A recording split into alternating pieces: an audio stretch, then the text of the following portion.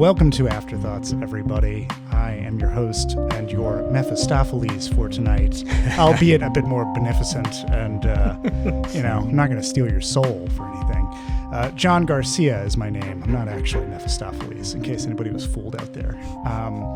We got a really fun episode. This is something that's been planned and in the works. It is not any of the things that we promised last year, I think at the end of the Ozu episode. When we started our Japanese film series and then never continued it. We veered into scheduling hell and then came back out, and this is the movie that we're going to be doing. As you have heard, that voice also here with me is Michael Dixon. How's it going, John? I'm excited to get into this film. This is a director that I don't usually love, but that is mostly beloved, and a movie of his that is like pretty different. So I'm interested to get into it. Yeah, I also, I have seen a number of Akira Kurosawa's films, and this is one of my favorites. It really stands out to me, but that's also because I'm a sucker for a lot of sentimental human community.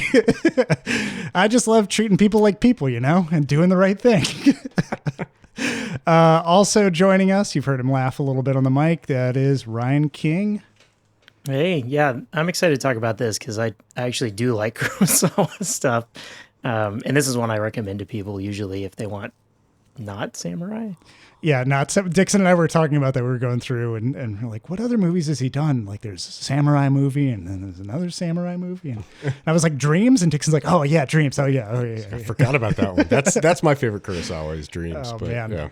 Yeah. But the movie that we're talking about, we've been dancing around the title itself, is 1952's Ikiru.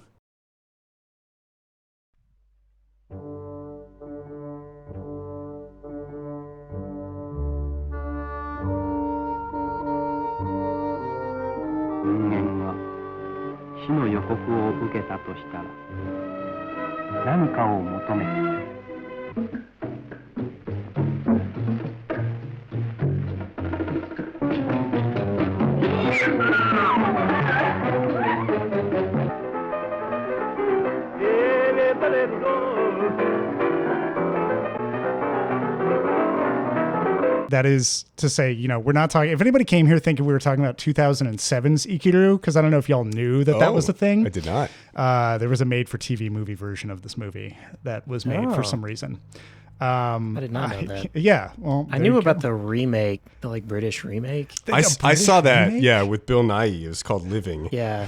For a second, I was 2022. I was going to say the British remake directed by Spike Lee. Oh, God, no. No, this one was directed by Oliver Hermanus. I don't know who that is. Oh, interesting. Hermano? Who is this Hermanus? Ikiru tells the story of a Japanese bureaucrat in post-war Japan, is circa 1951, and he is diagnosed with stomach cancer. Fairly quickly into the film, we establish that and see it happen. And from there, this bureaucrat by the name of Kanji Watanabe goes on an adventure to try and figure out how he can actually live, because he spent about he has like 30 years in this bureaucratic civil service where he does nothing but push papers and deter people from actually getting the things that they need to live their lives more effectively and as like a whole and healing community. So he just goes on this whole, like, what is life supposed to be? What am I supposed to have lived? I've missed so much of it just being behind a desk.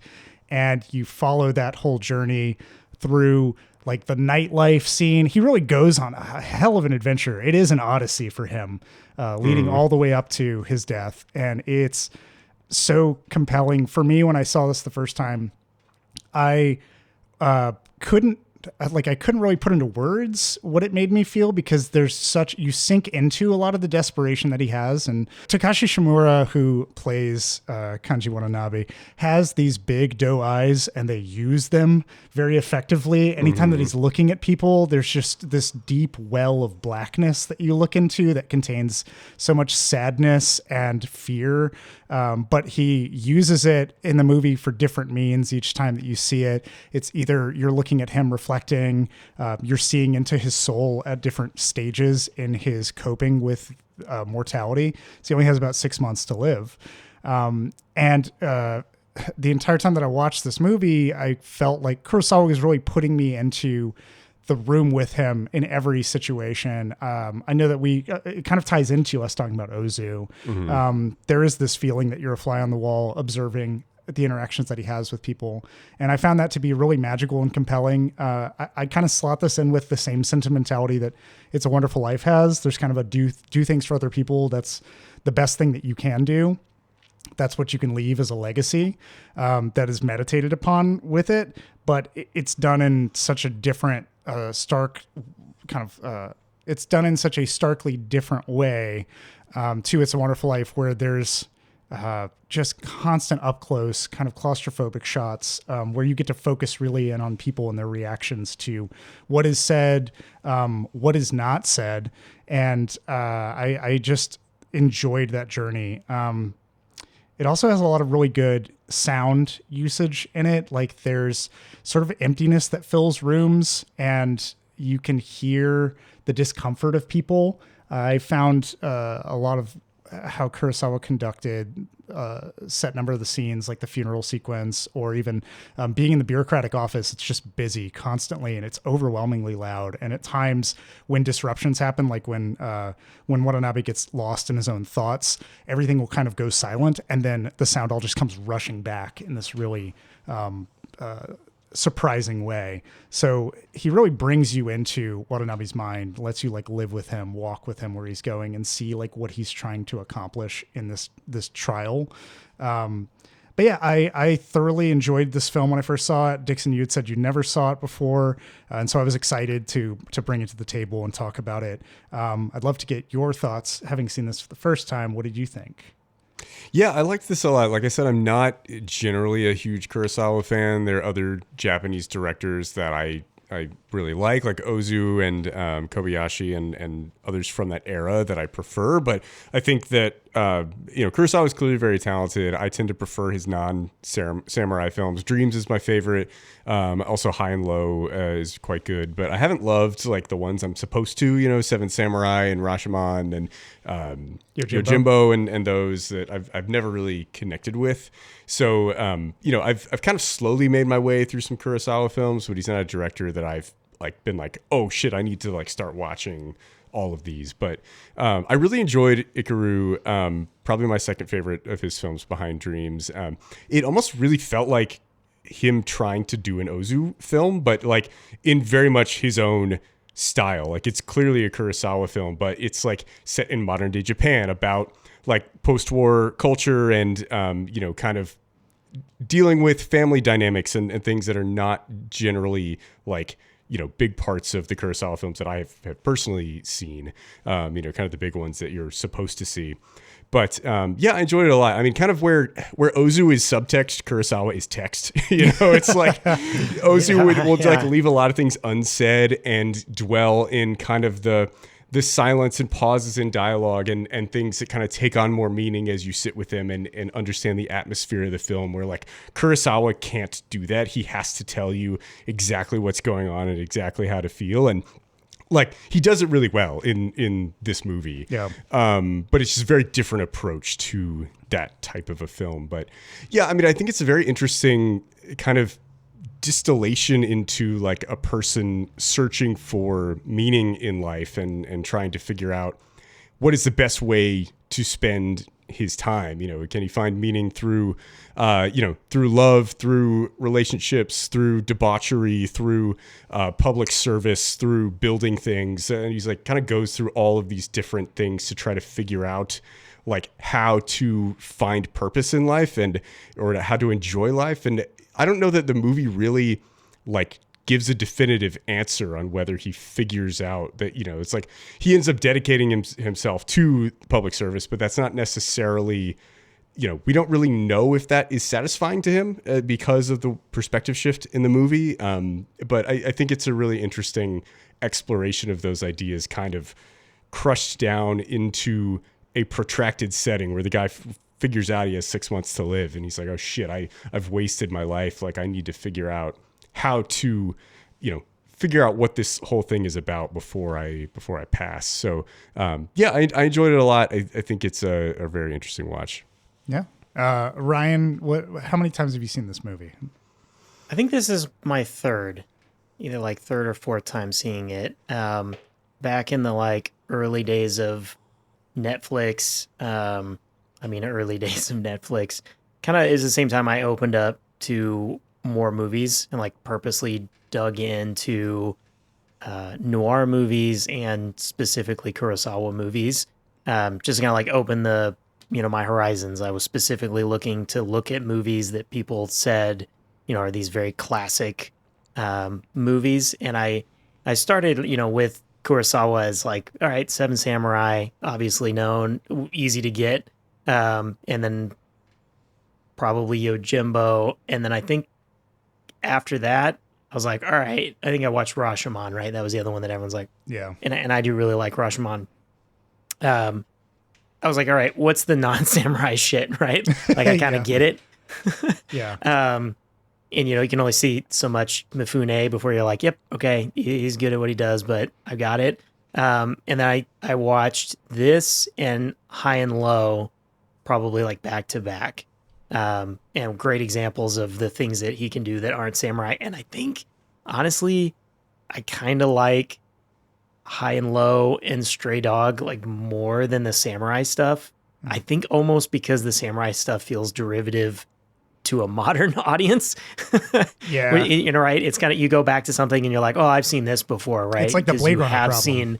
You have seen Yojimbo and Seven Samurai like redone, reinterpreted so many times.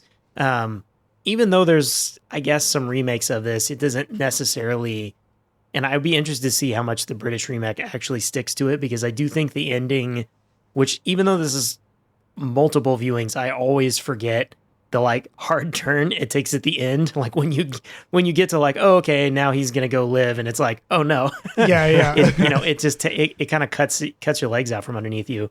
Like that still kind of surprised me of like, oh yeah. And I agree, as much as Kurosawa is very broad strokes, I do think this is an interesting ending where he does leave it a lot more open, a lot more uncomfortable. Mm-hmm. In sort of almost like he's kind of pretty biting in this movie, I think, compared to other ones, right? Yeah. Critical of like, somewhat critical of the modernism, critical of family, critical of the government. Yeah. In a way where something like Seven Samurai and Ron kind of like throw back to the good old days of samurai, right? And honor, an interpretation of those. So yeah, I think, and this is really, I agree, this is kind of the first one I point to and someone's like, yeah, those are like Kurosawa films, whatever. Then I'm like, yeah, check out Ikiru, because it's different. Like, it's a lot different. See how you feel about it. Yeah, I have recommended this to a number of friends that they're involved in heavy community activism to push back against, just expansion of highways and a lot of infrastructure that we don't really need. What we need is more parks. We need more walkable and accessible things in Texas. Trains. Trains would be nice. Any kind of transit that is public that doesn't restrict you to having to buy a $30,000 car and fucking go somewhere would be really great and connect you. But part of the reason why I recommend it is, one, it does have these like sweet moments that are life affirming, but it also has that bitterness of like, there's cynicism around everything. For me, when I think of this movie, I think of like a flower growing out of concrete. I think of this sort of spirit of resistance to all of the bad things that can happen, kind of pushing through with such force that it can blossom and inspire other people. And yeah, the ending definitely has that sort of bitter back to usual, back to work vibe to it. But there are these little notes and ripples within it of character actions, of a physical location that now can like live on as a sign and a symbol of what perseverance looks like, even if it's small. I will obviously talk a little bit about that ending later, but I was kind of curious. I want to drive a lot of this through Dixon's perspective and experience since it's his first time seeing it. What did you think about the build up to the diagnosis and then kind of the immediate after of the diagnosis for Watanabe? Yeah, I mean, I think all that is very interestingly done, and it's like he's trying to walk the line between subtext and text there, where like, you know, the doctor is not capable of telling him that he has stomach cancer, you know? Such an irony. Yeah, he knows something's wrong with him, but he's not sure what, and he's sitting there in the waiting room. And it's like, again, Kurosawa can't let it go unsaid, so he has this other patient in the waiting room come up to him and tell him like, oh man, like if they tell you got a mild ulcer and you don't need to do anything to treat it, you're fucked. You got like 3 months to live. There's like no chance for you going forward. And you see his face just going white and like in shock, and then he goes into the doctor, and the doctor tells him, oh yeah, you've got a mild ulcer. It's like, can you do surgery? Nah. It's like, what should I do to change my diet? Don't worry about it, it's fine, you know, it'll go just away. Eat what you can if it comes gentle to you. Yeah. And he's like, please fucking tell me the truth. I have stomach cancer, right? Just tell me. Yeah. And he's like, no, you don't have, what are you talking about? You don't have stomach cancer. And then as soon as he leaves the office, his like assistant is like, hey doc, how long does he have to live? He's like, I don't know, 6 months. Like he's definitely got stomach cancer. It's like, that's really the only way we know that he actually has it. You know, I was thinking back and I was like, wait, do we even know if he has stomach cancer? We do, because of that follow-up scene, but I don't know that the protagonist ever like really knows that he has stomach cancer, except he's just inferring that, I guess, because of what the other patient told him, and because of Japanese culture and customs. I don't know, but very interesting the way it's all done. It does at least confront him with an impending death, whether it's 6 months or, you know, sometime in the future. He's kind of realizing like he's at that tail end, right? But he never knows for sure that he doesn't have just a mild ulcer. Yeah, he only knows that pain. He can only feel that pain, and probably, well, there's some of the diagnosis or like the symptoms that random stranger describes to him are like, oh, if you have like pitch black stool and you like vomit whenever you eat or something, and the constant shrinking that Watanabe does in the seat as he's like realizing it. I love the way that shot. He has those symptoms. I love the way that shot is, the way that the blocking and business kind of happens in that shot, where initially they're sitting across from each other like initial acquaintances, and then there's that shift where he changes seats to get away from that guy because he doesn't want to hear it. And he's like right up close in the camera, and just he and you, the audience, are confronting this together. As he's turned away from this man, just hearing his life sort of narrated in the last, it's like the death sentence for him, to the point where even that guy, the stranger, recognizes what he's just done and is like, just like starts reading a newspaper awkwardly to try to distance from that.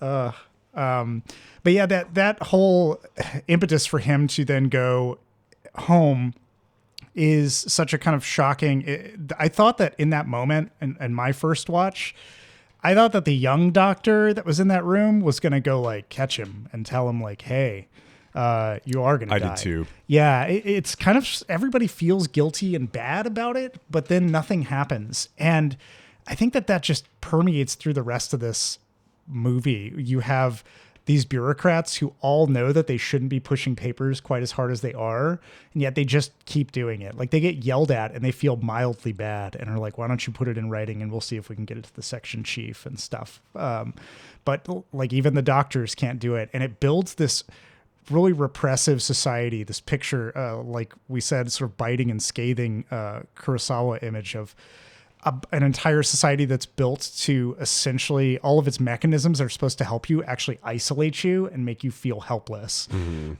it's wild to see it, because I think the only other time that I've really seen that in like a movie demonstrated in the first like 10 minutes is in Brazil, probably. Yep. It immediately made me think of Brazil. Yeah. I guarantee you Gilliam saw this movie and incorporated that into Brazil. Yeah. Just that level of bureaucracy that's meant to just do nothing. And it, like all the characters know about it. It's crazy. Yeah. It's almost a dark comedy at the beginning of this movie between the scene of him not finding out he has stomach cancer when he clearly does, and then the mother's getting run around to like office after office, including the pest control guy, like with like swatting flies on his desk. Yeah, there's so many bits that feel funny, and then you have this like wash of sadness come over you immediately after they happen. Yeah, there's some like narration at the start that never comes back that like I thought was kind of weird and felt out of place, but they kind of explain to you that like there's no reason to actually try to do your job in the government bureaucracy, because the best way to defend your position in your territory is to not do anything and to like make it seem like you're important, but not actually be important and do anything that accomplishes anything. And them getting run around is like they go to a public affairs desk, like, oh, that's public works, you gotta go over there. Oh, that's sanitation, you gotta go over there. Oh, that's pest control. And they just keep getting running around to the same desks over and over again. It's so fucking funny. And then, you know, one of the women is just like, just can't take it anymore and just like freaks out and has a breakdown in the middle of the office yells at building. that guy. Yeah. That's when they put it in writing, and Watanabe is going to review it. This like sets up. This is Chekhov's form, 1089. TPS report. TPS report.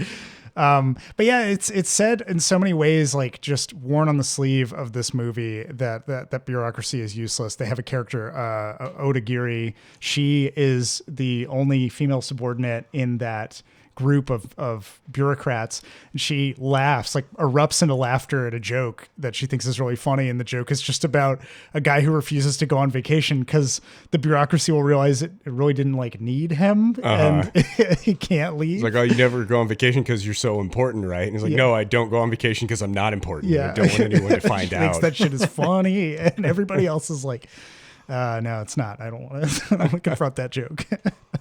I think the portrayal of bureaucracy is very interesting in this. And like, this is 1952, very shortly after World War II. There's so much change and tumult in society, American occupation, all these things.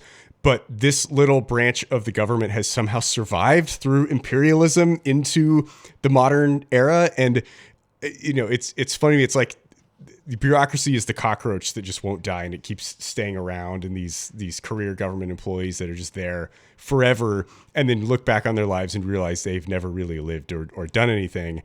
And there's like a really interesting critique of that, but also of democracy in its infancy there in Japan, where when that woman goes on that tirade, she's like, you call this a democracy? like, you know, it's just supposed to be, I'm supposed to be able to bring my concerns to you as a citizen here, and you're supposed to do something about it. Like, that's how democracy is supposed to work, right? So like, there's this immediate recognition of the inherent flaws in democracy and how bureaucracy corrupts democracy that I thought was really interesting for them to identify so early in the life of democracy in Japan. Yeah, if this had been a little more like on the nose comedy style, the guy would have been like, no, that's American democracy. That's what we have here. So, like, I thought this was a democracy is such a classic comedy line in American movies, you know? Yeah. But it's almost like the, previously you could blame it on one person, right? If you have like a monarchy dictatorship, but then now with a democracy, you can distribute the blame. So then you never it dissipates can really get at it, right? It just completely removes it. Yeah. We get into, speaking of kind of dynamics in this, it's bureaucracy. Let's talk about family and family politics here, because right after that diagnosis, Watanabe goes home to tell his son about the cancer that he has, and that he's pretty sure he's going to die. We're treated to a scene where we just follow his son and his son's wife through the house as they're talking about getting potentially they hate their traditional Japanese home. They want a modern house, American style. They're like, let's get one of those big modern ones. It's 500,000 yen. My dad has a 700,000 like reserve policy or whatever retirement thing. Yeah. And as they're talking and moving through all these rooms, it's just pitch black and following their shadows and silhouettes. And then they click on the light. There's Watanabe sitting there. He's just been sulking in his son's room, coming to terms with death. And the first thing that they do is kind of like, his son's like, "Are you okay? That's like not normal to do that." And he's like, "Yeah, I'm fine. It's fine." Because he's just heard all of this conversation about taking his money to buy a house. And it's one of those things where he just immediately changes his mind. He's like, my son's not really interested in me. He's interested in my money. And as he leaves, this is a recurring thing that happens, but the wife says, "This is horrible. and it's not even because Watanabe is down in the dumps or sulking or something is bad in the family. She's like, this is horrible. He heard everything. I wish he hadn't heard everything so we could just get his money. It's kind of, she just goes on this tirade about how he's pathetic and sad and that they need to like move out, all the more reason to move out and all this other stuff. But there's a few other characters in this movie that they're confronted by something, by another person suffering, and they, or like the deeds of that person. And they just go, this is awful, and immediately miss the point right after they say that. It's always awful for their circumstance. I think like the deputy councilman says that about, like at the funeral. He's like, this is horrible. They're spinning the story all wrong. This is the deputy mayor. Deputy mayor. Who's in An Autumn Afternoon, by the way. Oh yeah, he's one of the crew that goes and drinks sake all the time. Oh yeah, I knew I recognized that guy. I mean, I think that the son and his wife are just like the shittiest people, and like they seem to be kind of a representation of American culture, and they want the American house. They are not concerned with their father anymore. They want to move on. They don't want to spend any time with him. They don't want to deal with whatever he's dealing with. There's no concern there. And there's almost everybody in this film views everything only according to how it affects them as an individual, which again feels like a critique of American culture kind of coming in and taking over. It's absolutely like Late Spring, where we're first introduced to them. They're wearing Western clothing, talking about buying a Western house. They have a Western bed. Like everything we see about them is this like future step away, like another push away from, the old style, the family. And in a way, this touches several times in this movie as well on the lack of care for an older parent or an older citizen, which is, even today, a very big deal in Japan to still take care of the elderly, but a feeling at the time that the turn towards Western influence was going to go even harder away from that. Yeah. And it continues to be, I mean, there's some semi-reconciliation towards the end, not really.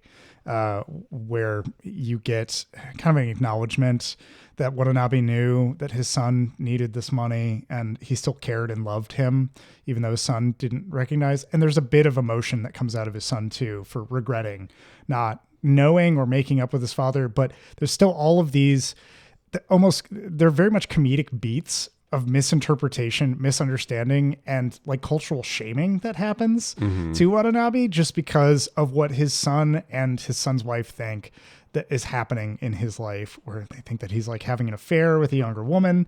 Part of that is because his uncle tells him fucking lies and makes a bunch of like shitty jokes about it. It's like Watanabe's a hound dog at heart. He's out there. He's finally sowing his wild oats. Yeah. And then like they say something really raw about it too, where they're like, who would ever want to take care of his ugly, oily skin or some shit? And I was like, what the fuck? Yeah. Like, you can't just dog on this guy. Like, that sucks. It feels in a way to kind of Christmas Carol-ish. I think I brought that up in a recent episode where I was just like, wow, I'm seeing this parallel. Maybe it's the holidays rippling in, but there is this kind of like, you've wasted your life being greedy about the things that you've done. And then you have a wake up call and now you're coming to terms with it. But it's like, everybody in this has that Scrooge complex where they look at everything so transactionally, that they really can't pull themselves away. They're very perplexed by why Watanabe would be doing any of this. It's almost more Bob Cratchit. Oh, yeah. It's like the Bob Cratchit, same thing as Scrooge, if Bob Cratchit just sat there and did absolutely nothing and then realized he'd wasted his life. Yeah. That's right. We focus on Bob Cratchit instead. That's the twist. That scene with his son and daughter-in-law leads to the first scene that really made me, it's like a montage sequence of watching him relive his son's life, about his son. And it's such a heartbreaking moment because you go from he was about to confide in him to now he goes and looks at a picture of his wife in a shrine and thinks on how his son's like was so involved in his life, and they go to the funeral together. Then they're playing baseball. His son's playing baseball and he's cheering on like the team. And There's so many emotional turns in that flashback even too. Like when his son hits that ball, he's like, you see who hit the ball? That was my son. But before he can finish that, his son gets tagged out because he made a rash decision. And then everybody's like, that guy's a fucking idiot. Like, I don't know why would that guy do that? And he's like, oh man, oh no. But it's like there's so many of those. All of the items that he's picked up from his time with his son have now kind of become these markers to keep him in the house. Like the bat from his son's baseball games is now used to just lock the door. And he has this just different decor that none of the accomplishments he wants from his life, like a certificate of a job well done for like 30 years of service, that he just looks at and he's like, this place sucks. He just needs to leave his house because it's becoming a tomb. Yeah, I think there's a really interesting analysis of father-child relationships here that, again, makes it feel very Ozu, to where, he talks about, he's like, I made all these decisions. Like, I decided not to remarry when my wife died. I have tried to, like, stay in this comfortable job. To all of these decisions were made for my son to, like, give him the best life possible. And he fucking sucks. Like, it's like at one point he's like, I have no son. Like, he's like, he doesn't give a shit about me. He just wants to take my money and move on and do his stuff. Like, he realizes that he's wasted all of this effort as a father into a child who does not understand the sacrifices that he has made and doesn't appreciate what has been done for him, which is like kind of the classic parent-child relationship, unfortunately, and I think oftentimes, like, it made me think about my relationship with my dad, and like, he did a lot of things that he would say he did for me, and then I would say, I think you did that for you, or like, you may have done that for me, but it wasn't good for me, and I'm not glad that you did that for me. And it's where you're a parent, you think you're doing the right thing by your kid, but maybe it's not the right thing by your kid, or maybe, like, even if you are doing the right thing by your kid, you can't sacrifice your own quality of life in order to try to make things better for your kid. You can do that, but only to some degree, right? And like, at the end of the day, it's your life, and you have to live it and find meaning and value in what you're doing with your life. You can't just write off that time and not like try to have a meaningful life yourself, just for the sake of your child. So I thought that dynamic is really interesting. I don't know, Ryan, you're the only father here in the group. I'm curious to your thoughts on all of that. Yeah.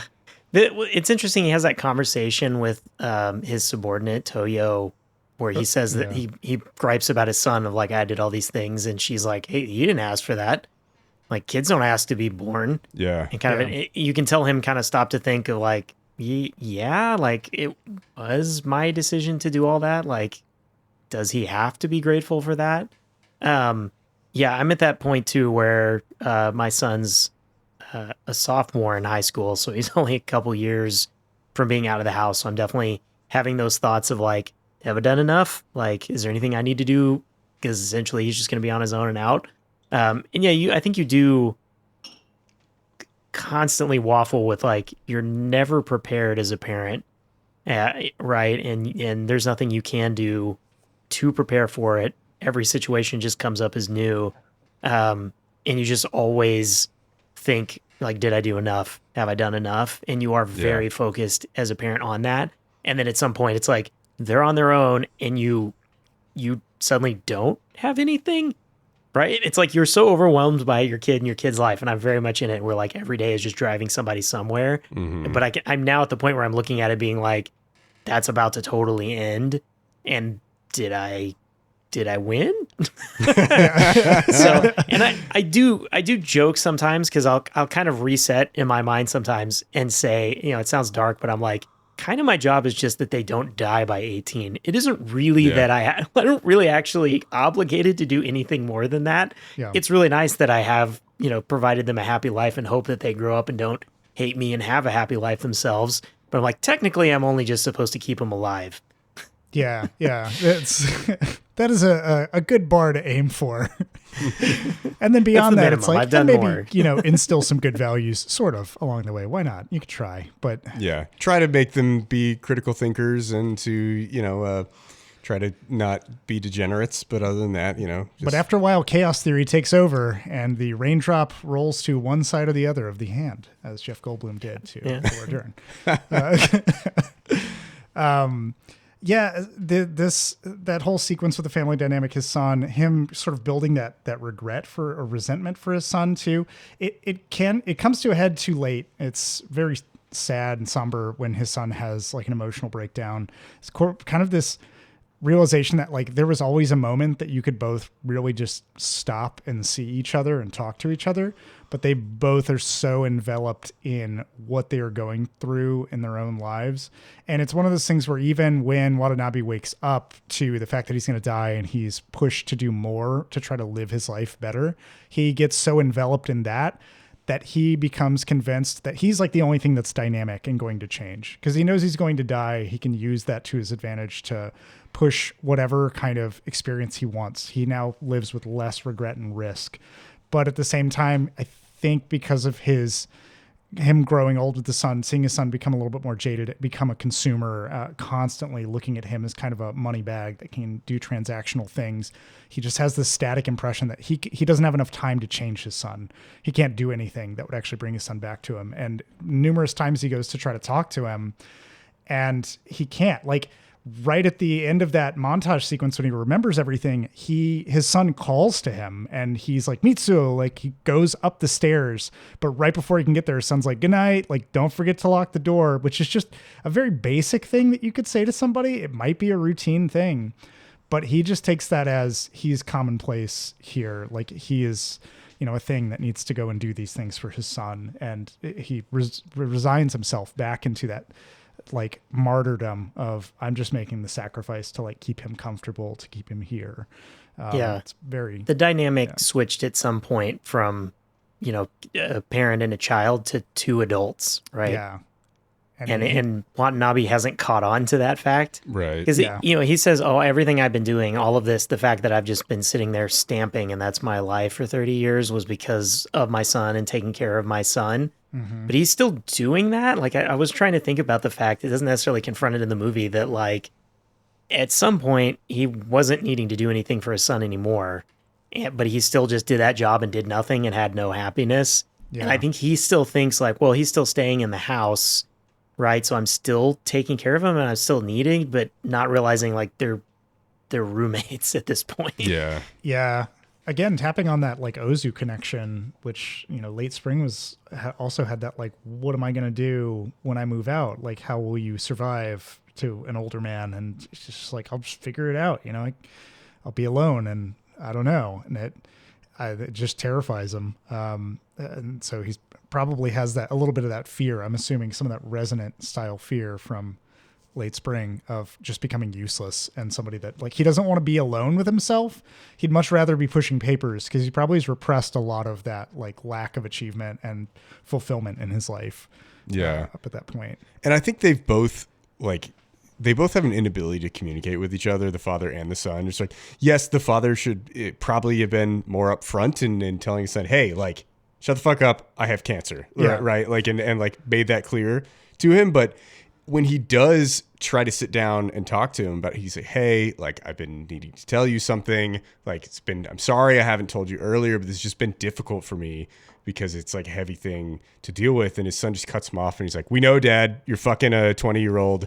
Like, this is ridiculous. It's causing so many problems. I'm your heir. All your shit should be mine. And now you're fucking this 20-year-old and she might have a claim on your stuff. And it's just like, he is so appalled by that response that he just gives up on his son entirely from that point because he only has so much time left on Earth. And he's like, well, fuck, I got to figure out a way that I can be fulfilled in the little time that I have. And every time I try to do something for this son of a bitch, he just like ends up, just like telling me off, and he doesn't really want to connect with me or care about how I'm doing. And it's like, the son always brings it back to his father's money, and like that's all he seems to care about. So it's like I kind of give Watanabe a pass for just being like, sorry kid, fuck you, I'm out, I'm not telling you about any of this.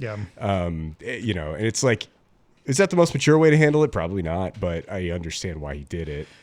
I think that it builds into his resolve to do something that he feels is going to be great, like something that is going to be his lasting legacy. And the latter half of the movie really speaks to that. Whether or not he actually had, I don't think that he went off and was like, I'll show my son. I'll fucking build a schoolyard. That's so awesome. He's too old to play on it.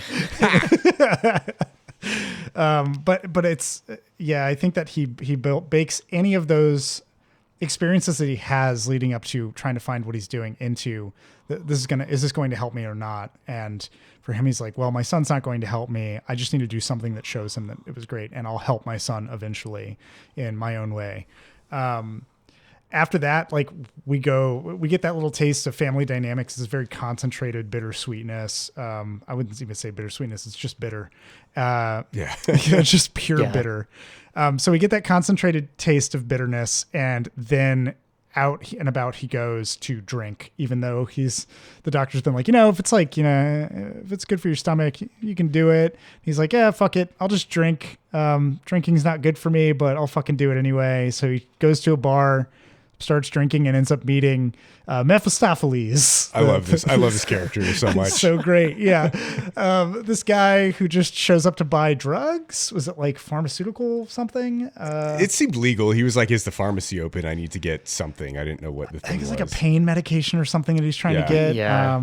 And so Watanabe buys him those, and then immediately they become fast friends, and Watanabe trauma dumps all over this guy, telling him that he has cancer, and the guy starts asking him all these questions. And then Watanabe works with the courage and just goes, can you show me how to live? Like, can you show me how to go out on the night? And I have 50,000 yen and I want to spend all of it in one night. Can we do this? And that guy takes that challenge on, and he kicks a fucking dog, and they go.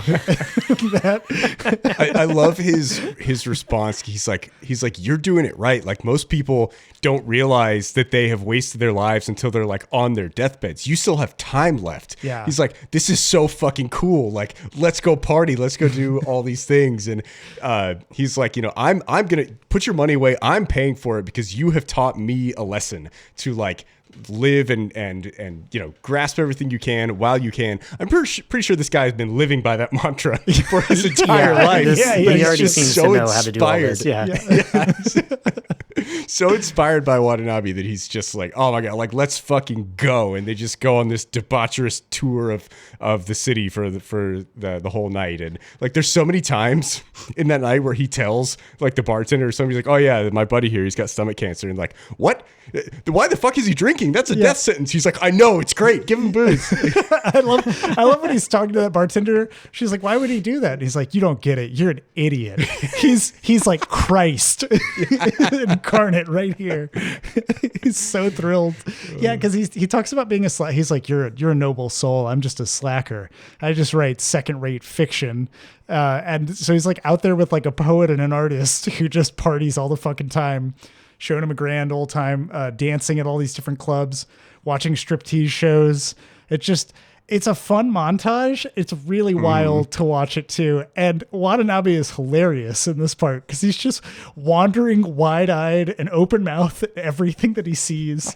Like, a woman takes his hat and he gets pissed off. And the guy's like, don't go after her. She'll steal 12 more of them before the night's through. You'll have to pay for 5 hats just to get that one back. It's like, you're a new man. We're getting you a new fucking hat. That's his face at the like striptease. Oh yeah. He grabs his heart like he's having a heart attack. Yeah. Oh man, just a splendid night. It really captures a lot of that energy, but it also takes that turn because you're having a lot of fun in the first part of it. You're learning about pachinko, he's drinking, they're singing, dancing, they're going to see the striptease and all of that. But then they have that, well, I guess the striptease comes after. There's a downer sequence where they go to a club and everybody's singing, and it's like this guy playing requested songs on a piano. And Watanabe's like, do you know this one like song? It's like a 1915. Life is Brief. Yeah, the Life is Brief song. And the guy's like, yeah, I know that one. Oh, okay. And he starts playing it, and everybody's like, the vibe just completely changes in the room. Everything becomes more somber and very quiet, and he just starts singing in this very low, dulcet tone. all of the lyrics, and he's doing it beautifully, but his eyes are welling up with tears and they're massive, like saucers, as he stares down and sort of thinks about the lyrics. And it's all the lyrics are like advice for how to live fast and like not miss your opportunities and, grab your maidens, like find your maid and all this other stuff. And the whole crowd is just kind of like, what the fuck is going on with this? And Mephistopheles is like, yes, this is the spirit. Like, let's go. Let's get back in this. Like, picks him up and takes him to striptease and stuff. But like that whole sequence is just so beautifully done in how it lulls you into the enjoyment, into thinking that maybe he's finding it. He's like really living. He's getting it. But then you see these scenes that have that twinge of pain in them. And you see there's another sequence where everybody's dancing. It's this really impressive, like 3-layered shot of focus where they have that band and like 2 tiers and then a giant crowd that's just packing the screen. And I lost track of where he was at one point because I was just looking at everything and I was like, now I can't find him. I don't know where he is. And where's Waldo? Yeah, it's a Where's Waldo picture. And it illustrates how, even though when he's surrounded by people, like, he just becomes like nobody. He just becomes a face in the crowd. He still hasn't done anything. And now he's even less known and less, accomplished. He's barely being held up, dancing with a dance partner he doesn't even know. And you see it sort of click in his head as he just becomes more somber and reserved for the rest of the night. That club looks awful. Yeah. It looked absolutely just packed awful. Shoulder to shoulder. Yeah. Everybody tried. The first bar with the piano player looked fucking cool. Yes. And I love how joyous that scene is where he's playing like this crazy fast song and like he's got like, women pouring beer into his mouth while he's playing piano and everybody's dancing, going crazy. And then he's like, all right, folks, you got any requests? And he's like looking for another jazzy song or whatnot. He's like, yeah, can you play Life is Brief? Yeah. It's like just immediately drops into this somber tone. And everyone in the whole place is just fixated on Watanabe and fascinated by him just sitting there singing this somber song in this bar. Like it feels like something that should have been done in like an Irish pub, singing a sad song about the war. Yeah. But it's an incredible tone shift that it's just so hard to do well, and Kurosawa pulls it off perfectly. It just works beautifully. Yeah, there's so many roller coaster rides within the movie, and this is just sort of the first one where you're like, all right, one character. Again, going back to my Christmas Carol alignment here, he is shown by the first ghost a hell of a time. But then he's like left kind of in the street, he vomits in the street and remembers, probably he from that moment becomes way more sobered up to the fact that he's okay. I should actually probably be doing something else. Like this was, I guess, kind of fun. But he ends up in a car with like 2 women counting money and like not really giving too much of a shit about him. And he still hasn't really done anything. And Mephistopheles is like, that was pretty good. That was a pretty fun night. I feel like it was a solid time. Just back onto the streets. He looks into Watanabe's face and you see his expression change as I guess he's not getting what he thought he was, of like, oh, this guy's realizing like he should just live it up. Yeah. But then he looks and he's like, he's not feeling this. Like this wasn't fun. Now, almost in a way that makes him think like, should I be doing this with my life? Like I kind of wondered what he was thinking in that car afterwards. There's sort of this reversal that happens where anybody who comes into contact, like Watanabe becomes death incarnate and when he stands near people, he looms over them, even if he's shorter than them. They feel his like cold presence with them. And it's not like he's tried to make himself warm and approachable in any way and it just wasn't working out. His knowing that he's going to die, he just exhales it into the room. And it's seen like there's a power dynamic happening in this montage sequence where Mephistopheles' power is he's like completely overwhelming him in the beginning, showing him gambling, showing him all the vices that the devil would show you, and taking him on this wild ride. And ultimately, death overcomes the devil. Death proves that like you have to do something more than just these vices. And whenever Mephistopheles looks into his face or his eyes, he slumps like back into his chair. He becomes sort of defeated, or he shrinks in the presence of death. It's a wild visual metaphor. But yeah, it ultimately ends with Watanabe having a hangover and going into that like this next sequence where he begins seeking out fulfillment elsewhere. If the vices can't give it to me, maybe it's found in connection with people who aren't family. Like maybe I need to partner with somebody. And that's when he happens to meet, Toyo, who is on her way to turn in her resignation at the bureaucrat's office. She's decided she's going to go work at a toy factory and make bunnies that hop around wind up fuzzy bunnies. Yeah. Which, sure. She justifies it later. And I was like, okay, makes more sense, I guess, than the bureaucracy. But in that moment, we shift character focus too, because we've seen that like none of these vices are really good to him. He doesn't care and they don't fulfill him. He starts trying to use them as a tool though, to get into a social connection with somebody else. So when they meet up and Toyo is like, hey, can you sign my resignation and get me out of there?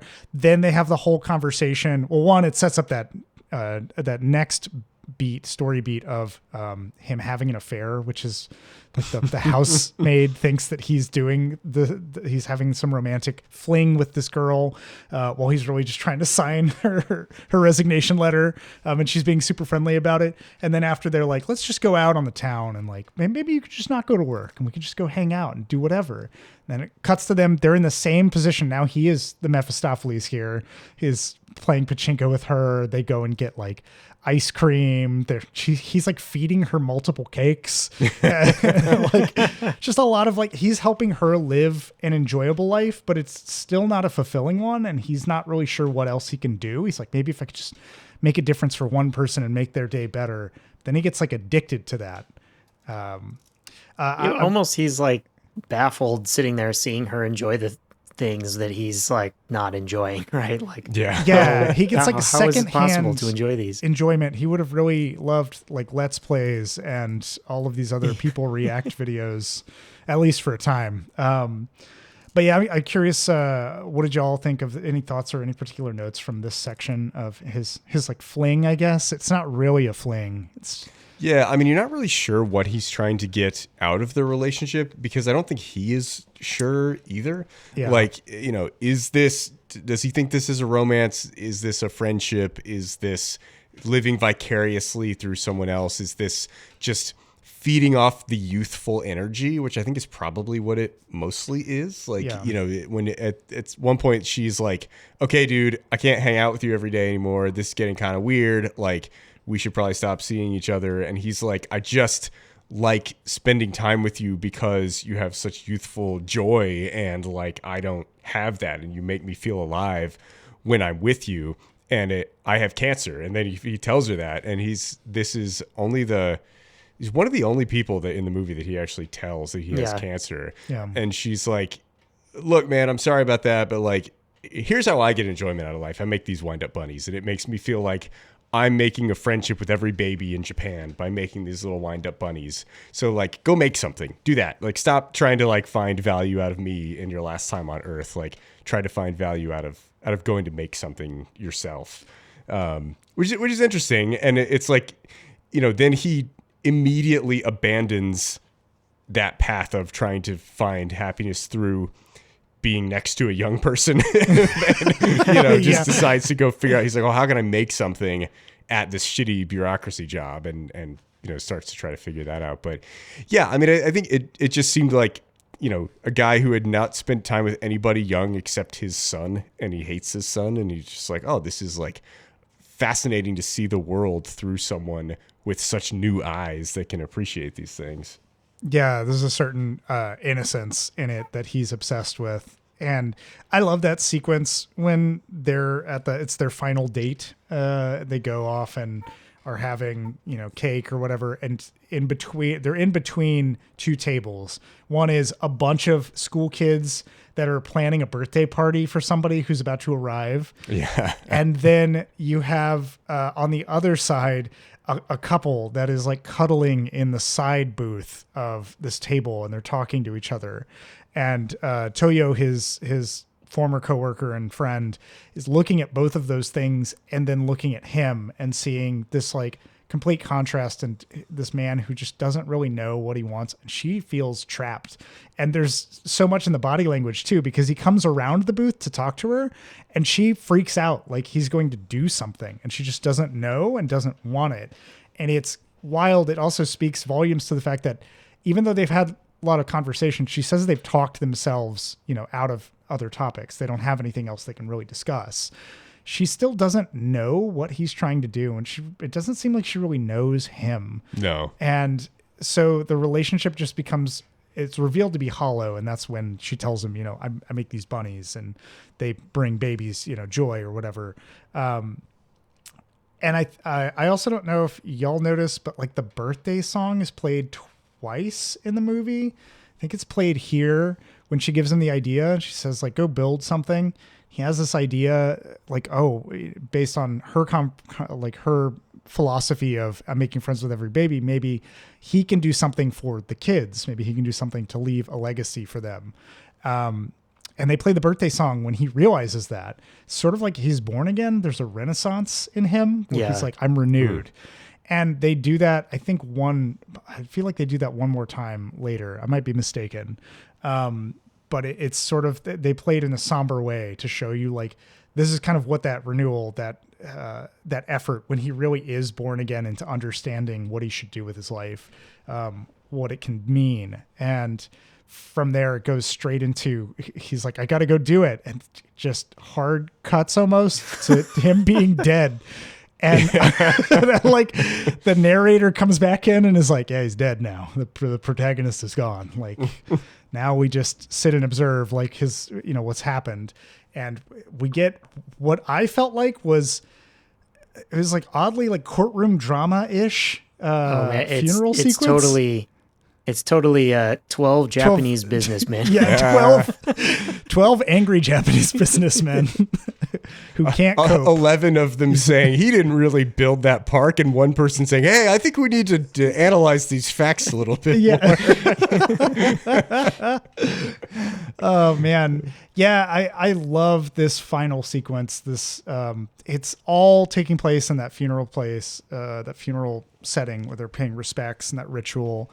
But everybody here, it feels like Kurosawa was building a lot of time with Watanabe, the heart of things, and trying not to really hit you over the head with as much of the cynicism and incompetence and like all of the scathing rhetoric that he would have, all the subtext or just text that he would have for his characters until he hit this moment. And then it's like at the funeral with Watanabe's picture dead center, that everybody around him is revealed to be a fucking despicable monster who just cannot cope with the fact and cannot let this dead man rest and have any kind of credit to his name.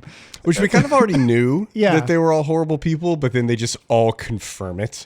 Yeah. Just make it very clear that they're all just awful pieces of shit. As they all painstakingly recount the events leading up to his death and how wonderful of a person he became and his tenacity to get something done.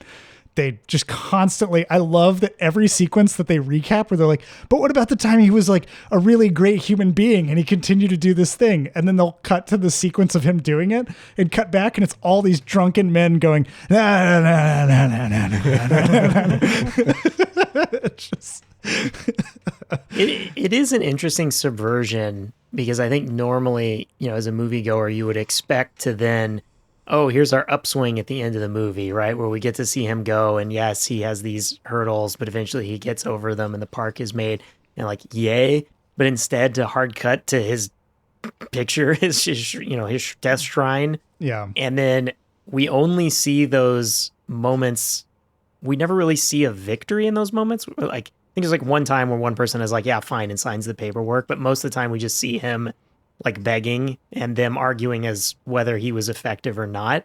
Yeah. And it undercuts every moment of him gaining anything by having this. Yeah, it told this sort of backwards way. Yeah, they are constantly, to bring it back to what I think of when I think of this movie, that like flour and concrete sort of imagery. It is them effectively pouring more concrete over the flour to be like, yeah, it's not there. Like there's a sidewalk here. It's not any of that. this is where that second piece I mentioned earlier when we talked about the daughter-in-law saying like, this is horrible. He heard all about our money and all this stuff. The deputy mayor does the exact same thing because there's a bunch of journalists that come to the door of the shrine and are like, hey, we heard that you didn't do shit and that Watanabe did all of this. And the community says Watanabe's on their side. The deputy mayor laughs it off and says, yeah, but it was a lot of people that actually did it. It wasn't Watanabe who did it. Like, it really was a lot of people. Like, builds it up to be his thing. Your speech at his funeral really sounded like a campaign speech. Like, not like you were actually, dedicating this park or like giving any credit to the person who actually did this thing. Yeah. And then, walks right back into the wake, which, by the way, when he's standing out there giving like the press conference right outside of the wake, all you can see inside the door is just like a shitload of hats. And I was like, what the fuck? Is he in a hat store? What's happening here? What's going on? I guess just like the hat rack. It's the hat rack. There, just a hat wall. Just a full hat wall, man. But he goes back in and like immediately sits down. He's like, I probably shouldn't say this at his wake in front of all his friends and family, but like Watanabe didn't do shit to build this park. It's like, Watanabe's a cog in a machine. Yeah. He didn't do anything. He's like, how dare anyone say that Watanabe did more than anyone else? There are so many things that had to happen in order for this park to be built. And, I'm sure everyone else here would agree with me. And then one of his, fucking underlings is like, of course, Mr. Deputy Mayor, I wouldn't think that, me and my colleague here didn't do anything to build this bridge. But the difficulties of navigating the local city council, and that was all you, Mr. Deputy Mayor. If anything, it was you who built this park. Yeah. Oh, my God. The by proxy, whatever honor they can gain by proxy, they're just taking it. They're like, yeah, technically it does fall to you because you had to approve it, and that means you did all the work. Right. Yeah. Oh my God. But yeah, he starts that whole tirade off by saying this is horrible. And you would think that maybe at that point they would do like a coroner thing. It's the first time I saw it, I thought, does everybody know that he had stomach cancer?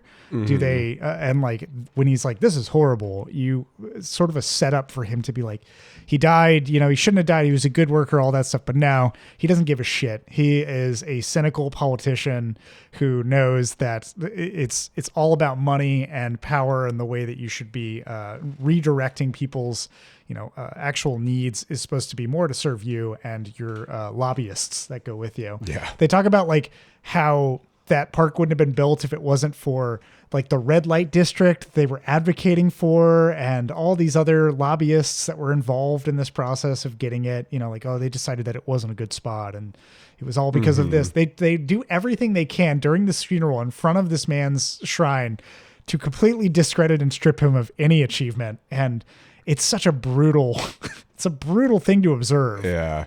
I would argue that if you ever find yourself at a wake or a funeral saying the phrase, I probably shouldn't say this at this man's wake, you should probably take your own advice there and just stop talking. But what if that person was like really shitty though? Then you probably should say it. Yeah. There's a few exceptions. Yeah. Then you probably wouldn't find yourself being like, maybe I shouldn't say this. You'd be like, you know what? I'm just going to say it. Fuck it. Yeah. This person was awful. Yeah.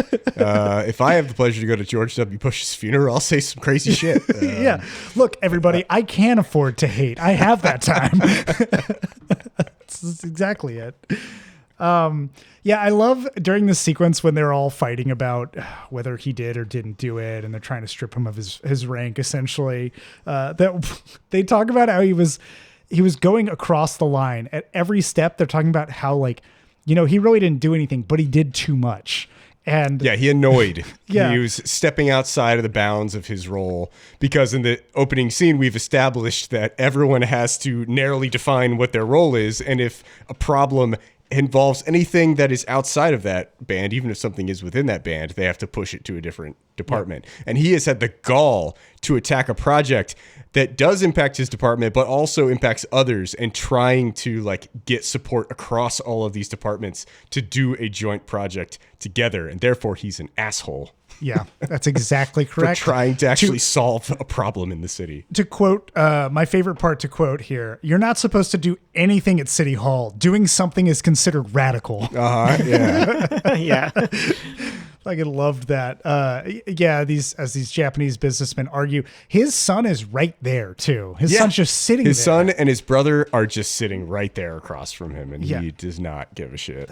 And that is, it's again, we're talking about earlier how maybe he did premeditate, maybe not, wanting his son, like, well, if I can't reconnect with my son now, I'll do something that maybe he'll be proud of. Maybe by some association, it'll bring him back to me in some fold or fashion.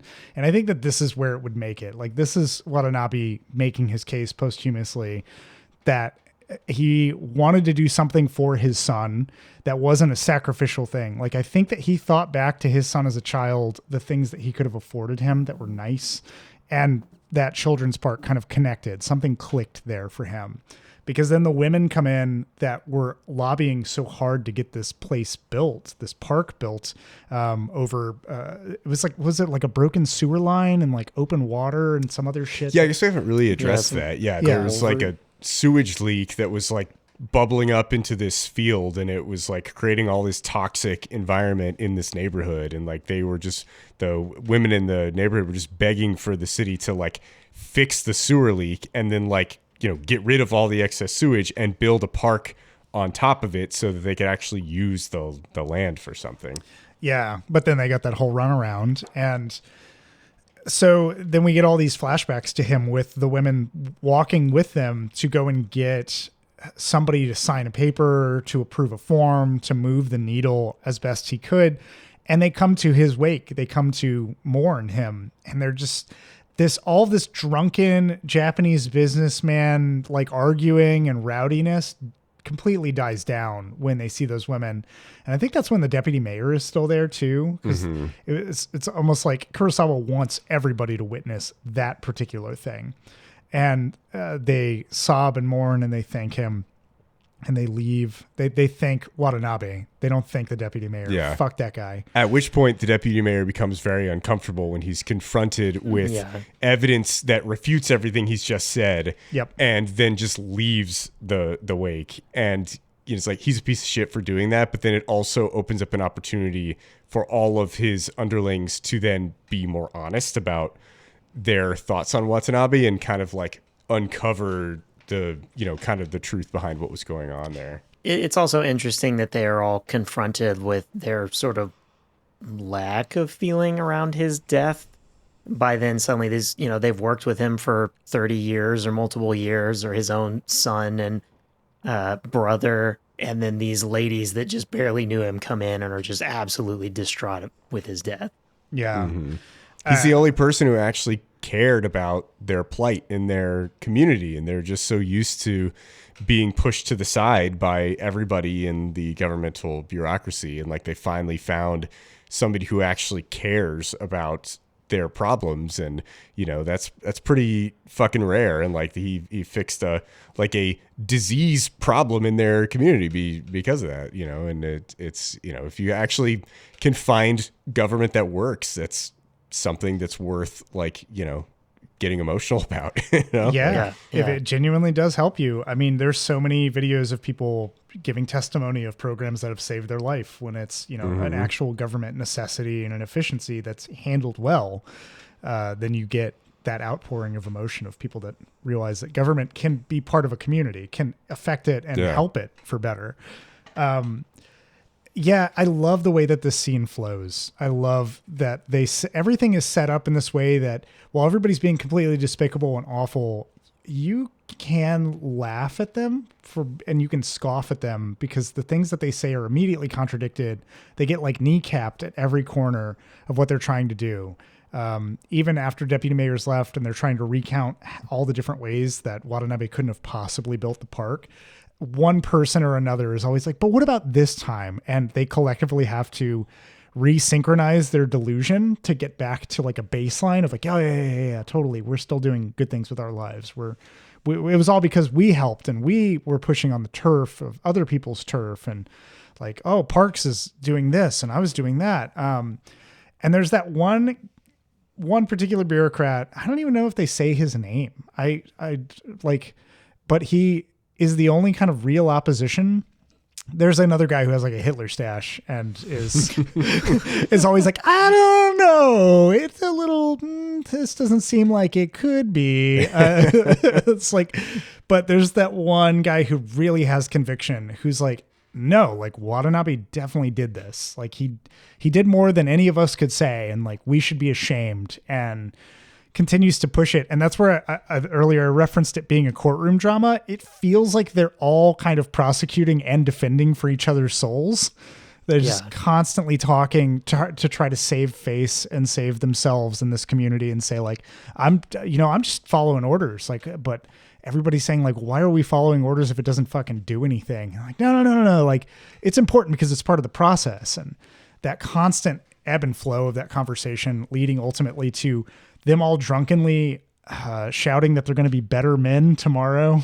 And they're agreed that everything's going to be good. And they even get a visit from the cop who saw Watanabe when he died or right before he died. And he was singing Life is Brief in the swing set of the children's playground that he built.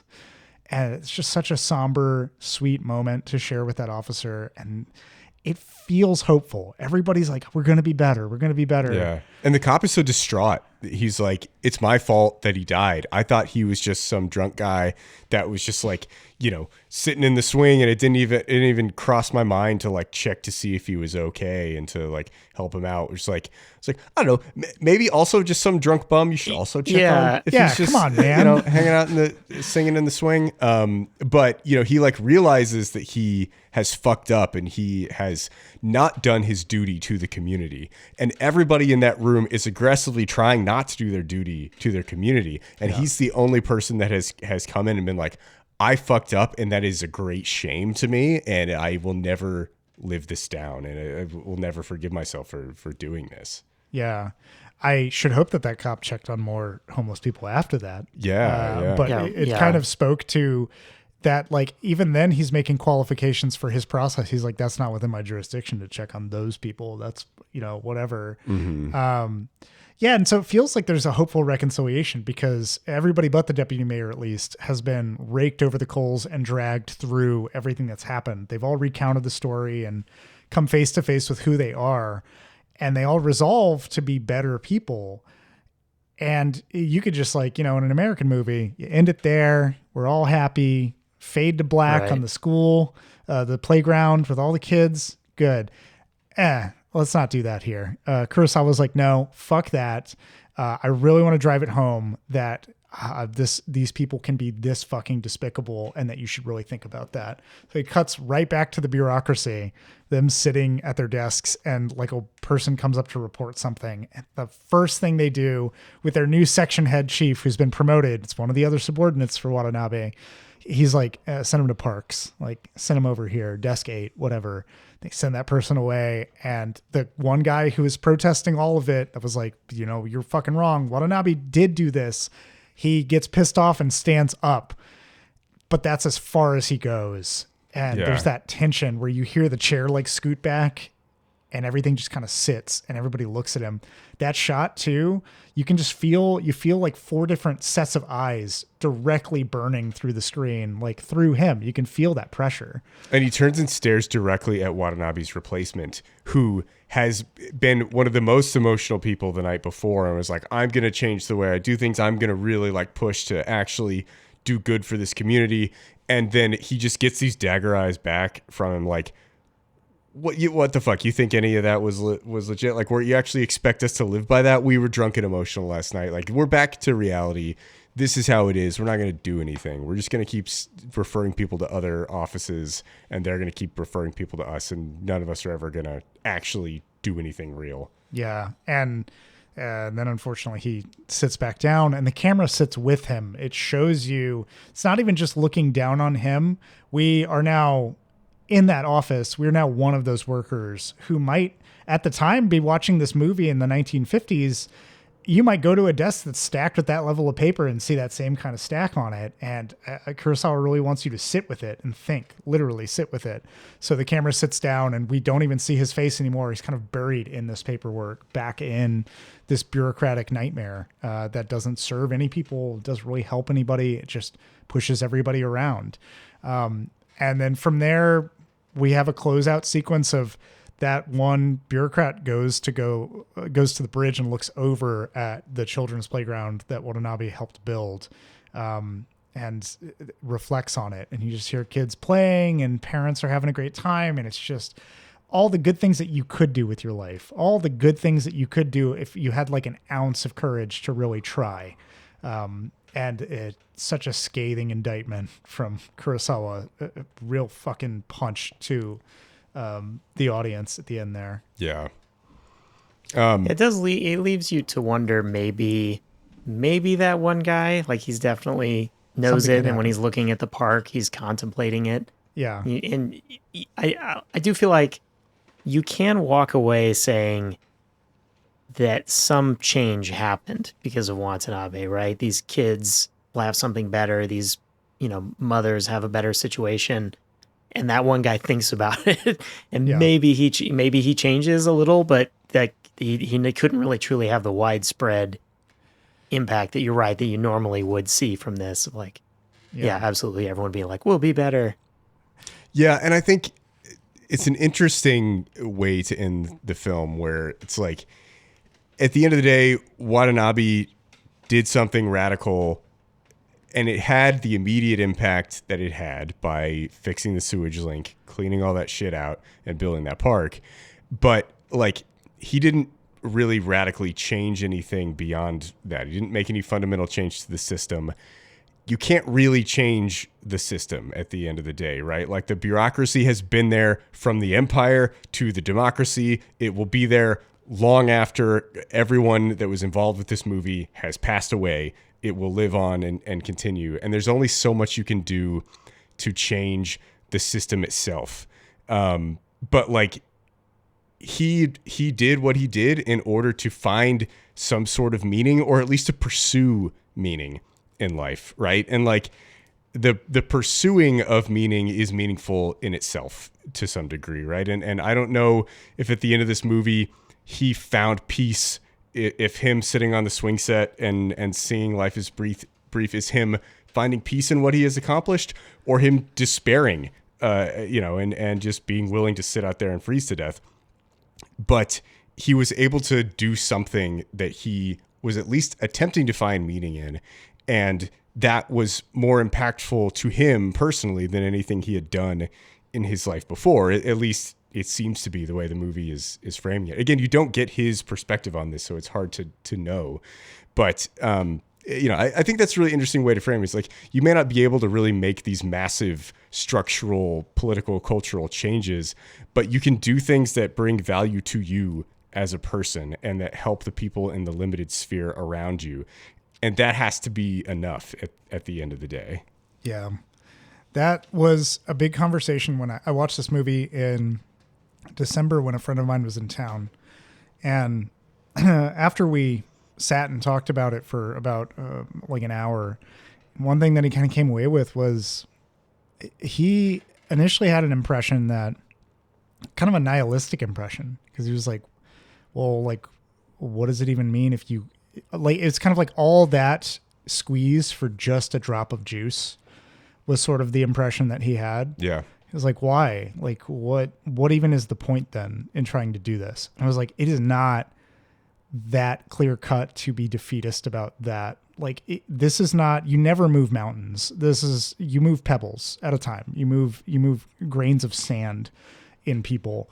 And I think that lone, like, subordinate who's reflecting over Watanabe's legacy, looking at this like children's playground, is thinking about that and is working his way up, working the courage to doing something.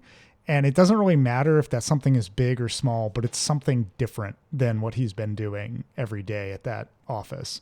He now has like this ingrained feeling of loathing for himself and what he does. And he knows that he's never going to get fulfillment feeling that when he sits there every day and redirects people to a different desk. And that's like you change one person's mind on something even slightly, and there's a cascade effect, a butterfly effect that'll happen. And that's kind of like an interesting. Yeah, I wonder if it even is just saying the act of all of it was what was important to Watanabe. Like, he didn't want the credit, obviously, because he didn't care right about that. But maybe he didn't even necessarily care he was going that to someone try. did change or anything. It's more that he tried and pushed and did all this, right? It's almost more like proud of himself, I guess, in a way. And I do think this song, right, the Life is Brief song, is very sad the first time he sings it. And while it is a very still like melancholy rendition he has at the end, the theme of that song of like, hey, life is brief, go maidens go marry or whatever when you still have the chance. It doesn't necessarily say like, hey, now everything will be great. It's more of like, you should do stuff before it's over. Yeah. Like, right. That's pretty much all the song, right, is saying. And in a way, like, I guess he's feeling like, hey, I did something. Right. Yeah, and that's action. It. That was what was important. He took action. And as we've talked about, a serious man on this podcast at one point, a man of inaction is due to suffer and like have regrets. And he had a lot of these. And like the whole point of it was to take action. We kind of speculated about whether or not he knew or cared about how his son might think about him.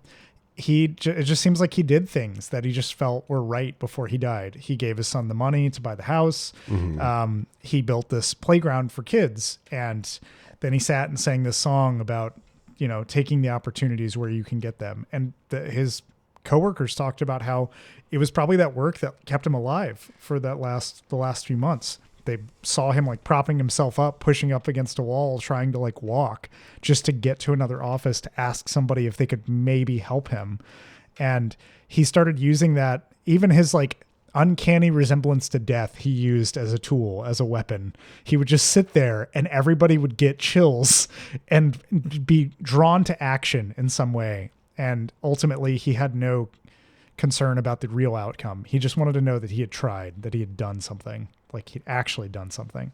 And I guess that's the most important message you can take. That was what I told my friend too when we talked about it. It was like, it is not the outcome. It is not like this is going to be, because maybe that gets bulldozed by the red light district or some shit when they lobby and pay a shit ton of money. But you're not supposed to focus on that part of the future. If you do that, then you'll easily defeat yourself with predictions that could or couldn't be. It is in the moment to be like, am I really living a fulfilled life where I'm helping people and doing the right thing? I don't care about the results. I just want to do the thing that feels right to me, and pushing for that in your community. Yeah. And I think it's difficult to get to that point. And it can be very depressing to arrive at that conclusion where it's like, okay, the system can't be changed. Mm-hmm. I can't get people on board to like, he pulls up that like paper he wrote in 1930 that's like proposal for efficiency changes in the department. It's like he has to realize that he can't actually change anything systemically, and that basically what that's saying is that like human beings as a whole, as a species, maybe we can't actually improve. We can't actually get better, but as individuals, maybe we can, right? And like you can only control what's in your immediate vicinity, and maybe he can't change the whole department, but he can just like get this one project done. And if it weren't for him, that project wouldn't get done. And that is, even if it's not a long-term thing and they end up bulldozing the park at some point, like it's just still, it's good that came into the world for a time that was there because of efforts that he was doing. And I think, kind of getting to that point of realizing like, oh fuck, like, I think a lot of times when you're young, you think you're very idealistic and you want to promote change to the system at large and do things that will radically change the way we are as a country or a community or society. And you have to kind of realize that that's not possible. And then like the kind of natural reaction to that is to just sink into nihilism and cynicism and just like, oh, well, nothing can change. I guess we can't do anything to get better as a society. But it's like, then kind of coming through to that and learning past that point and be like, you know what, no, I can change what little I can do. And maybe that doesn't mean much of anything at all. And maybe our society can never really improve broadly, but I have to find value in what I can do that's sitting in front of me and make meaningful change for a small group of people rather than trying to, change the system at large. I think it can be a depressing journey to get to that point, but once you do, you can actually like go about doing something meaningful in your own life and finding purpose. I think part of that too comes from the way that narratives are typically shaped for people. The way that humans understand storytelling is there's historically always been a hero figure or some kind of sweeping change, like something swoops out of nowhere and there's a lot of drama and impact and like it seizes your attention because the story is usually, and then this person, you know, this person adopted this other person and they helped them learn to be a good football player and they wrote The Blind Side and then and now Michael Orr's like whole life has changed. And you're like, oh wow, that was an inspiring story. I hope to someday adopt somebody as well and get them into a conservatorship where they can be exploited. Steal all their money. Yeah. Steal all their money. But like the world does not work in those terms. You can never. I've learned, what is the term? Main character energy. Everybody has main character energy when they think that they are the main character of a story, that they can make that huge impact. But it's realizing that you're part of like an ensemble, that you're within a community, that you work with a bunch of people, and you can't do everything, because if you wanted to do everything, you would go crazy. Like if you were like, I have to do this all on my own, you would eventually like crush and crumble under your own weight of all these ideas that you think you want to do. But when you take somebody else's hand and you start working towards a small project, it can be a really small, like your local neighborhood. It can be you and a neighbor. It doesn't matter. But once you build that project, you feel satisfied and you ride that high and you want to do more and you keep doing it. And it's that, like, there's not a definitive end to it. It just builds and builds and builds into a great community experience. And so I think everybody wants that, like, and they all lived happily ever after, but the happily ever after still has so many other years of doing something. And otherwise it's boring as shit. So it's something to, like, this movie does a great job of showing you. And when I think about this movie and I think about, you know, during Christmas time, I watched this film and I also watch It's a Wonderful Life. They're both very similar in a way and very different, because It's a Wonderful Life has the whole community come together. There's already kind of that bond of somebody helping others. So it's sort of earned and bought in already. But it happens before he dies. Yes, and it happens before it does happen before he dies. He tries. He does, yeah.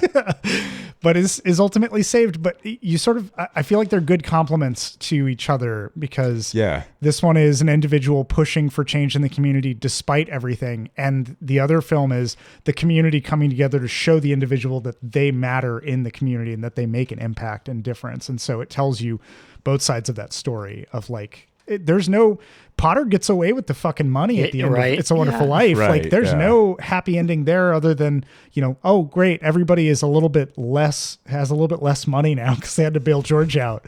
But they did it because he's a fucking human being and they care about him, and that's the important thing. Yeah. It's interesting. I just kept thinking about Ozu in Late Spring while I was watching this, but I see the It's a Wonderful Life parallels too. And I imagine Kurosawa had seen that, and it was probably taking a lot of Ozu and a lot of Capra and putting them together in this movie. And that's interesting.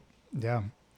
Well, did y'all have any other topics you wanted to talk about for I wanted to talk about how we kind of touched on how everybody in this movie is so self-centered and can only see someone else's misfortune through how it affects them. But I think the level of obliviousness that everyone in this movie has to Watanabe's cancer is just shocking to me, where it's like, you talk about them thinking back, like, oh yeah, I forgot. He was like, could barely walk and was coughing his lungs out. And throughout the whole movie, he can almost barely speak. Like, he can barely get the words out, and nobody stops and asks, hey, are you okay? Like, you know what, you seem a little under the weather. Are you all right? There's not any of that at all. Like, there's just, every character is so up their own ass and just concerned with their position in life and guarding what they have and not doing anything so they don't lose what they have, that they've lost the humanity to just reach out to somebody who's clearly in trouble.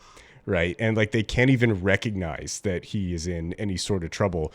And even if they do, they can only view that through how it affects them. Right. And it's just, I think it's fascinating to see, again, in a culture that is a lot more communal than ours, but it is being influenced by American individualism. And it just seems to be kind of a scathing critique of that. but also in a light of this bureaucracy that's been around for decades and decades and maybe even longer than that. And I don't know, I thought that was a really interesting kind of lens to view humanity through. It's like, well, you know, we're all just so obsessed with ourselves that we can't even notice that this guy's clearly like dying in front of us, and nobody seems to actually even register that fact. Yeah. It is a mirror, I feel, being held up to the people that are busybodies, that are just so preoccupied with what they can and can't do in this new age in Japan when they're, you know, under American occupation, that it's, yeah, it is fascinating to see it, to hear Kurosawa's voice come through those characters in the way that they speak and that aggression. It's so front facing, because I've seen, and because we watched Ozu and we saw, you know, when we watched Late Spring, we saw characters express themselves through that subtlety. There were slight expressions and certain things said that were the daggers that were kind of flying behind. It's almost like watching psychics fight. You're just like, like, wow, there's the damage. I didn't even see it happen, but it's happening now. And in this one, everybody's so on the nose about how awful they are that it is almost maximalism in their politeness. It uses that polite framework of dialogue to be like, you know, I probably shouldn't say this here, but, and other people kind of politely excusing themselves before they completely rip into something, and they have no moment to pause and reflect or think about it. I think that's because Kurosawa just wants you as the audience to see how truly despicable you as a person can be when you're that obsessed in it. And I think that's pretty fascinating. Yeah. Yeah, I think it's interesting comparing this to Harakiri, right? That is such a scathing review of the like Bushido code, in the same way of like both of those movies kind of calling out this like hypocrisy. Interesting to see that hypocrisy in the olden way, and then here sort of like some of that hypocrisy carried through. Mm-hmm. And I think that just is the case, right? That it's like that's true of all cultures. They don't necessarily fix the problems of the past. It just mutates into kind of a different form. I will say, like, as far as the bureaucracy, that there is a lot of like keeping to yourself, but in action that makes me think of, you know, at one point in work, I was getting really, really frustrated with our like production team because they were dragged their heels to like never want to release anything, right? Mm-hmm. Because it always fucking broke. Like I did feel for them too, right? Yeah. But we got to this point that it was like we were pushing longer and longer between releases because they would break, and then that would make them more likely to break, and it would just get worse and worse. And I kind of came to this like joking realization that I still say every once in a while of like, nothing will ever break if we never release anything. Yeah. Right. Mm-hmm. So it's like we can meet our metrics of if we never do anything, then we'll always meet our metrics of like, never right. breaking anything. That's right. Yeah. Of never breaking anything. We have 100% success rate and a 0% fail rate. We also have a 0% success rate, but that's depends on how you look at it. All matter of perspective. Mm-hmm. Yeah. Yeah, the other thing I wanted to touch on briefly was I did see Living, the British remake in 2022, and I saw that when it came out, not having seen Ikiru, and going into it, I knew it was inspired by it, but I didn't realize it was like a straight remake. And then watching this movie, I was like, oh, okay, yeah, this is definitely just remaking it in England. Bill Nighy is great in that movie. He does a very good job, but it's not near as good of a movie as this, and I think part of what makes Ikiru great is the structure, where all of a sudden it, you know, throws you on your ass and you're at this guy's funeral right in the middle of his journey for, you know, the meaning of life. And you have to see it through others' perspectives instead of his for the first time. And I think that creates a really interesting movie experience.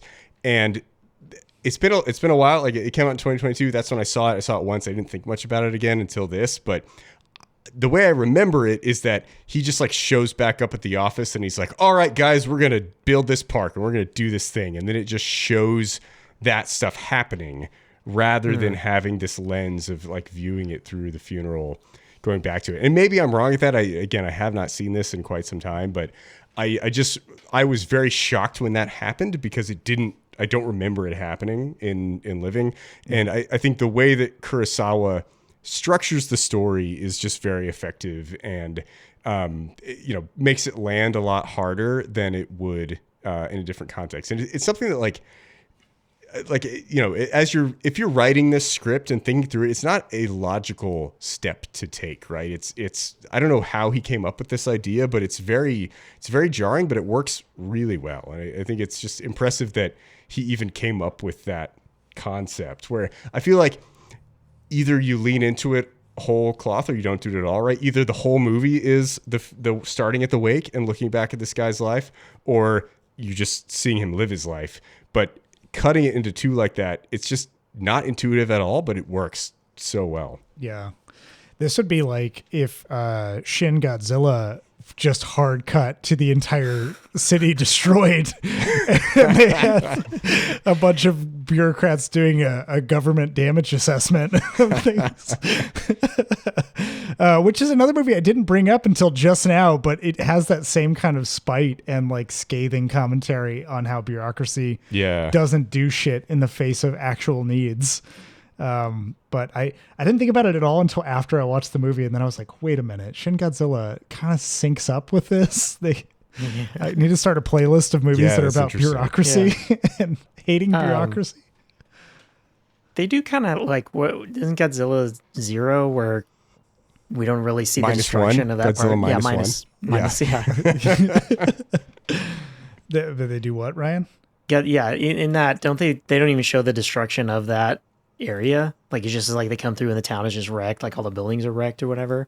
Sometimes those are interesting choices in it. I feel like in a movie like that, to not see Godzilla like destroy everything. Yeah, we've seen it enough times, so it's kind of like, just like we've seen enough movies that start with the main character dead and then they tell you backwards, or they start with the character alive and they never die. Mm-hmm. So Kurosawa played with that perspective in Rashomon, right? And I like him kind of reattempting it here 2 years later in a little bit different way. We didn't talk about any of like Kurosawa's filming technique, or I feel like what's really interesting is how he sets things in frame and then uses shadows, like light and shadow contrast a lot. That kind of makes a lot of these moments like good snapshots, right? You can kind of just take that picture of whatever, and it's very kind of iconic. Certainly the like ending with him sitting on the swing, or the guy looking over the park. He, not to the Wes Anderson level, but Kurosawa does like to kind of even out his frame and his characters and create some sort of balance, and then use the then imbalance of putting like more to one side or the other. Yeah, I alluded to it earlier, but there's the sequence in which that one bureaucrat stands up for a brief moment in opposition, and they have that framed composition scene of like 3 people on one side and 1 person on the other that are all staring at him, and it draws this line where you're looking actively at that. Between that and like the shadow lit sequence where the son and daughter-in-law are talking through the house, and they reveal that Watanabe is there, to even Watanabe standing in a doorway before turning on a light. Like, there is that sort of the shadow play of all of it has such an interesting contrast to show you like this is it almost felt like some of the scenes where Kurosawa shows him is like he's almost like not a person, he's almost like nobody, he's lived no life, and so when he comes home for the first time and is standing in that room in that doorway and it's dark, you can barely see him because it's almost Kurosawa being like, yeah, he's like not even there. And then when he turns on a light, suddenly like, boom, there he is. That play of shadow really helps emphasize sort of that emotional isolation of characters, and is played with different emotional tones too, per the, sitting on the swing, and it's like a good focal point. It's like a stage light being on him. I always think it's interesting looking back at movies in the 30s and 40s, stateside, where they're kind of just figuring out how to get away from like, this is a play with a camera on, and into like, how can I actually use this medium to do something different? And I think Japanese cinema took a little bit longer to get to that same point, right? As it also developed a little bit later. But Kurosawa, I feel like, is the one who really pushed the front in Japan to be like, hey, let's not use like kabuki and no theater to just and then film it and have the same over the top archetypes and things like that. Let's actually create some dynamic images. Let's get like a huge field of a ton of people in it. Right? Something we couldn't have on a stage, or like this, where you get these shots you couldn't see on a play to give more insight into someone's thoughts. Yeah. As close up as you can get, because you see people have emotional moments where they break down in plays, but you're never directly staring into their eyes while they're looking down, and using that, filling the frame with profiles.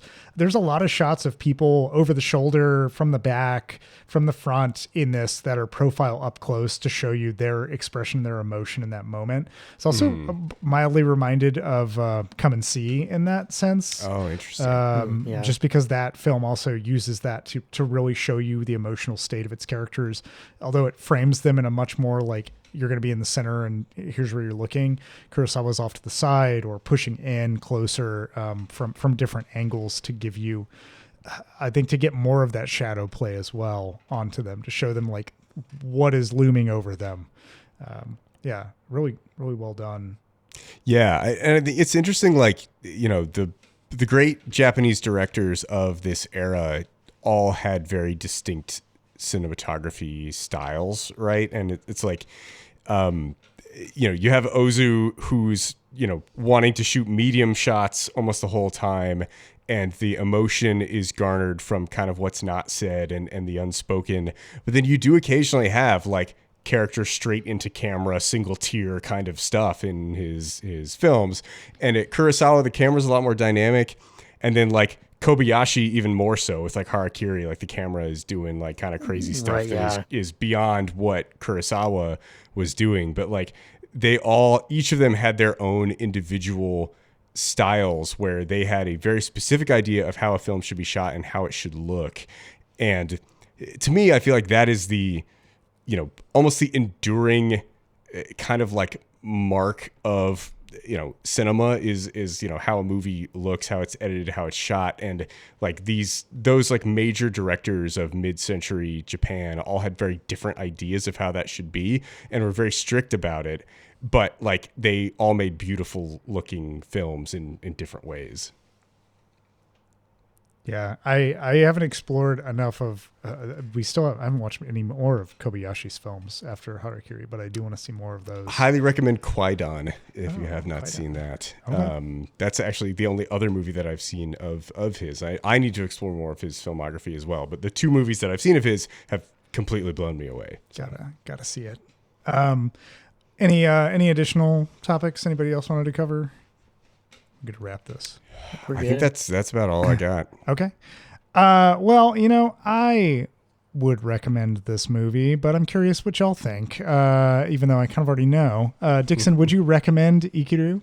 Yes, I would definitely recommend Ikiru. I thought it was a pretty incredible film. I think there are parts that feel a little bit, you know, overly reiterated, or, you know, kind of like, you know, not just if Ozu is text, Kurosawa, or if Ozu is subtext, Kurosawa's text, but like super text where he's like narrating and showing you, and like, you know, like over the top going to be like, I need you to make sure I understand what I'm trying to tell you.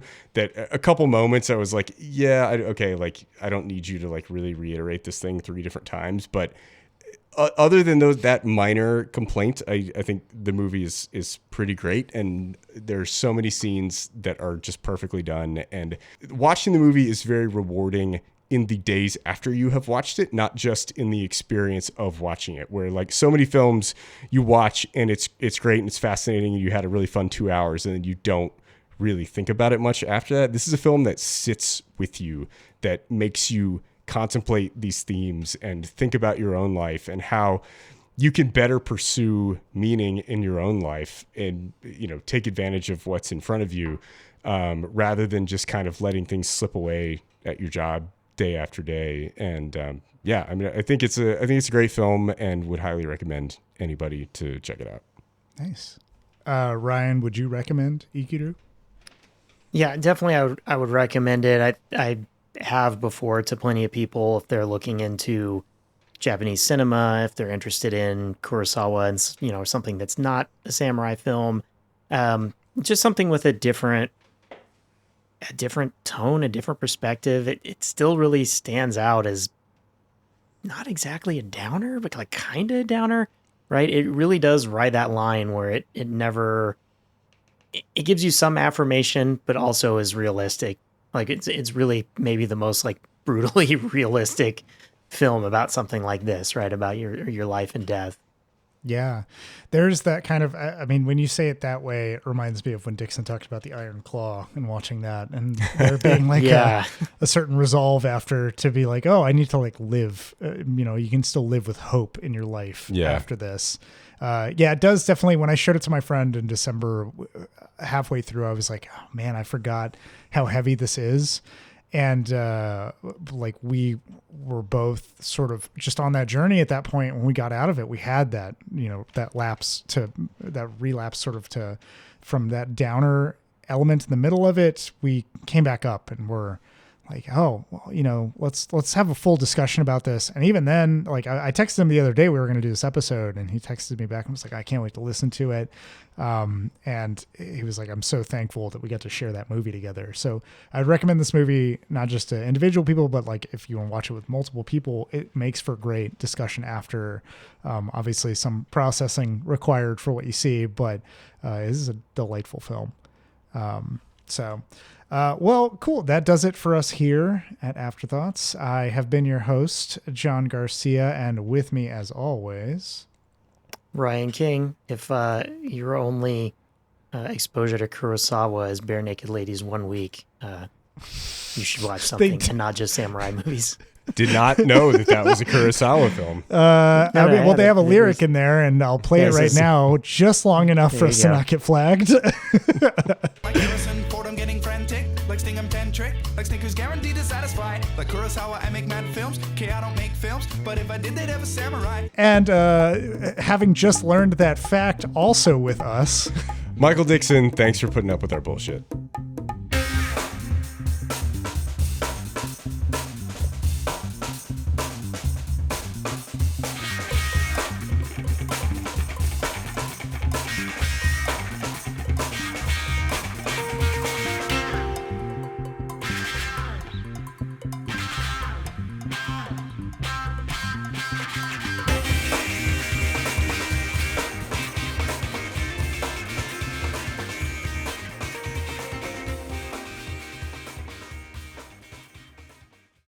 Hey there, movie buffs, TV toughs, and all listeners in between. John here from the Afterthoughts podcast. I just wanted to drop in at the end of this episode and say thanks for listening. If you've got afterthoughts of your own to share, hit us up. You can find us on Twitter, Facebook, and Instagram at The Afterpod, or jump into a conversation on our Discord server. You can find info for this and more at theafterpod.transistor.fm. Thanks again for listening, and we'll catch you on the next episode.